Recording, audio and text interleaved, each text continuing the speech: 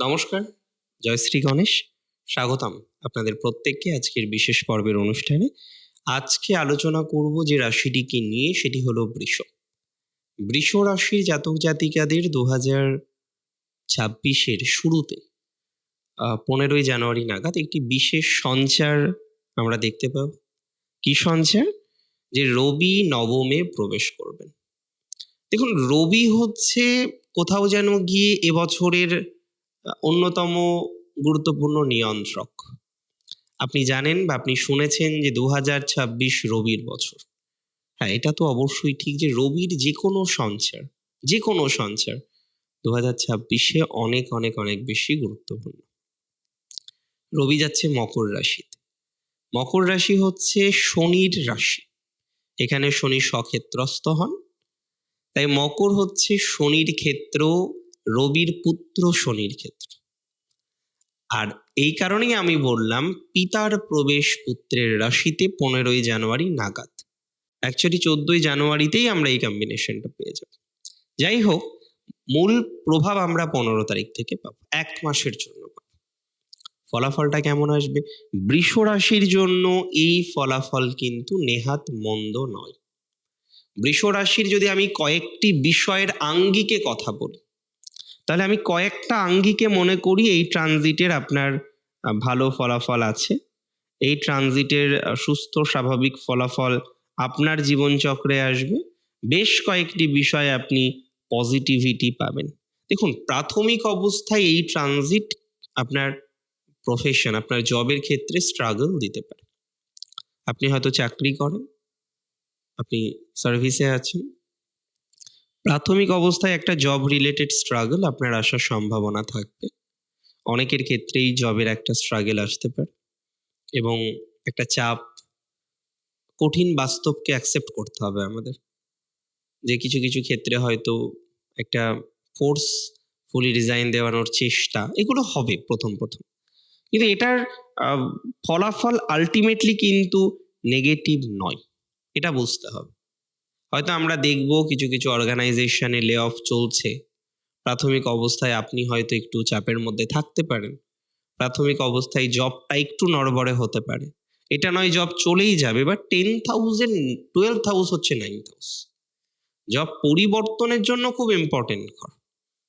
So মূল কথা এই জায়গাটায় যে এই বছর বিশেষ করে 14ই জানুয়ারির পর থেকে 1 মাস বৃষ রাশির যারা চাকরি করেন, চাকরিকে সাবধানে রাখতে হবে।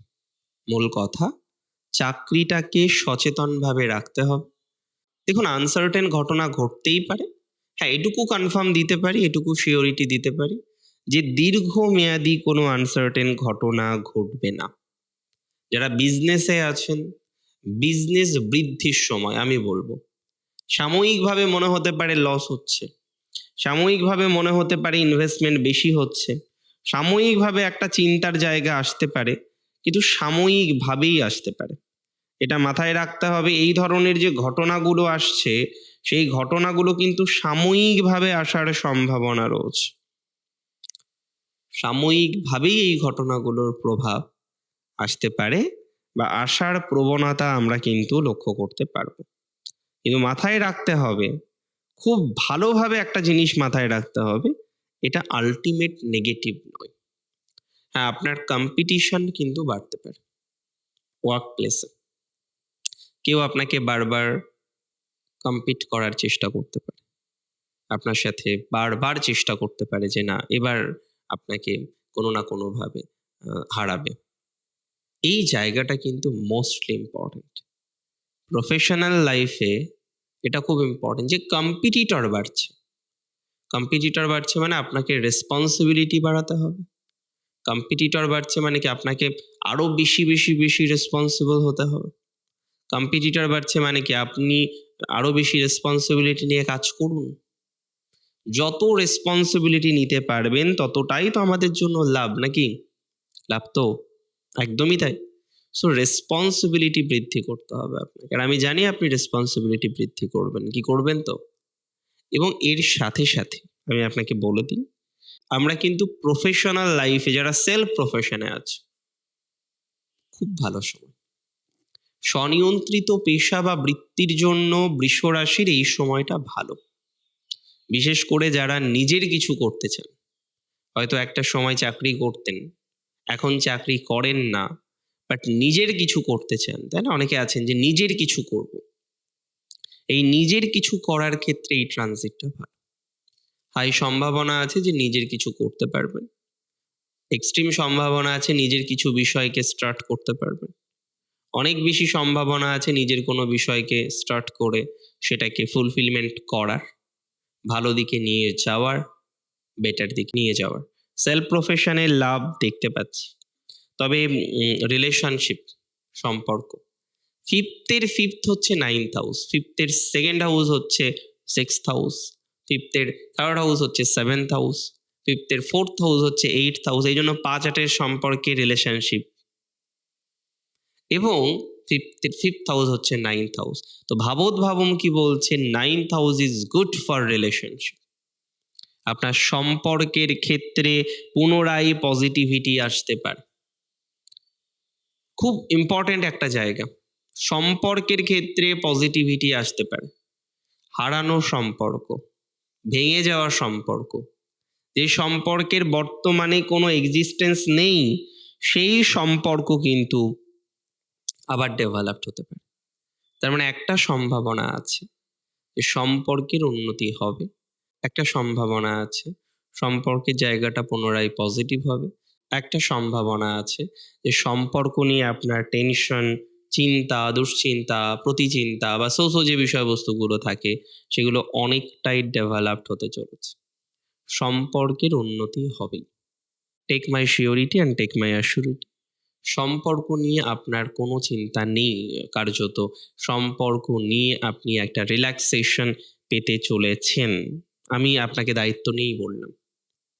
হ্যাঁ, তবে এই সময় যারা ক্রিয়েটিভ, যারা একটু এক্সট্রা কারিকুলার অ্যাক্টিভিটিগুলো নিয়ে কিছু করতে চান, মন থেকে চান যে না এবার দাদা একটা এক্সট্রা কারিকুলার অ্যাক্টিভিটিস নিয়ে কিছু করব, and you are planning for that, আমি একটা সিম্পল কথা বলছি, যারা মন থেকে চাইছেন যে না আপনার ক্রিয়েটিভিটিটাকে নিয়ে কিছু করতে হবে, আপনার ক্রিয়েটিভিটিটাকে এনহান্স করবেন, বা অন্যান্য কোনো একটা জায়গাকে তৈরি করার জন্য একটা চেষ্টা করে যাচ্ছেন, হ্যাঁ, তাদের কিন্তু প্রচন্ড পরিমাণে পজিটিভ জায়গা আমরা পাব।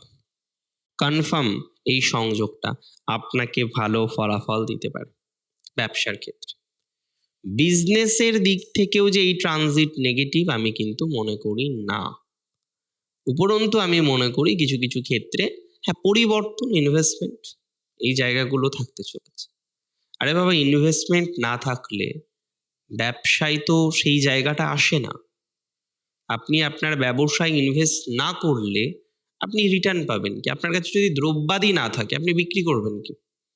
সেটা তো মাথায় রাখতে হবে। সো বৃষ রাশি, টরাসের ব্যবসার ক্ষেত্রে এই বিষয়টা কিন্তু ইম্পর্টেন্ট। কিছু কিছু ক্ষেত্রে আমি মনে করি টরাসের আরো কয়েকটি বিষয় একটা ম্যাসিভ গ্রোথ হওয়ার প্রবাবিলিটি রয়েছে, এবং প্র্যাকটিক্যালি স্পিকিং সেই ম্যাসিভ গ্রোথ আপনি কিন্তু দেখতে পারবেন, যার মধ্যে আমরা দেখতে পারবো যারা স্টেজ পারফর্ম করেন, অনেকে আছেন আর্টিস্ট, আর্টিস্টদের টাইম কিন্তু ভালো যাবে। মাঝে একটু মন্দ গেল, ঠিক আছে, মাঝে একটু ডাউন গেল, ওয়েল অ্যান্ড গুড, ঠিক আছে, যেটা হয়ে গেছে তো হয়ে গেছে, গতস্য শোচনা নাস্তি।